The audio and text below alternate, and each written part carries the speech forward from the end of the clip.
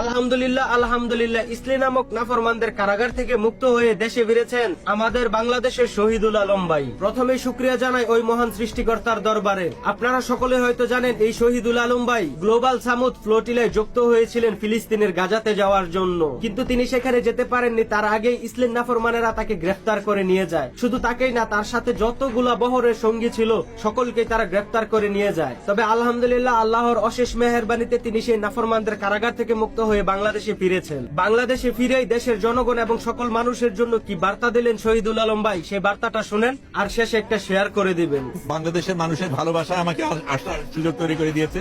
প্রথমে যে জিনিসটা মনে রাখতে হবে, এখনো কিন্তু গাজা মুক্ত হয়নি। গাজার মানুষরা এখনো আক্রান্ত, তাদের উপর এখনো নির্যাতন চলছে এবং সেটা যতক্ষণ না হয় আমাদের কাজ কিন্তু শেষ হয়নি।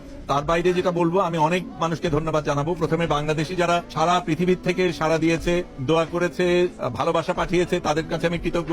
তুরস্ক এয়ারলাইন্স আমাদের আসার ব্যবস্থা করে দিয়েছে, তাদের কাছে ধন্যবাদ জানাই। আমাদের দেশের সরকার যেভাবে সাড়া দিয়েছেন, একদম আমার সাথে কোনো যোগাযোগ করার কিছু ছিল না, সেগুলির ব্যবস্থা করে দিয়েছেন, সেগুলির জন্য ধন্যবাদ। কিন্তু আবারও আমি বলবো যে আমাদের আসল সংগ্রাম বাকি আছে। যতক্ষণ ফিলিস্তিন মুক্ত না হবে ততক্ষণ আমাদের সংগ্রাম চলতে হবে। আমি মনে করি আরো হাজার এরকম ফ্লোটিলা যাওয়া দরকার এবং যতক্ষণ না ফিলিস্তিন মুক্ত না হবে আমাদের এই সংগ্রাম চালিয়ে যেতে হবে। কঠিন তো অনেকগুলি জিনিস, এটা ঠিক আমাদের উপর নির্যাতন গেছে, কঠিন সময় গেছে, কিন্তু গাজাবাসীদের যে উপর যা হয় তার তুলনায় আমাদেরটা কিচ্ছু না।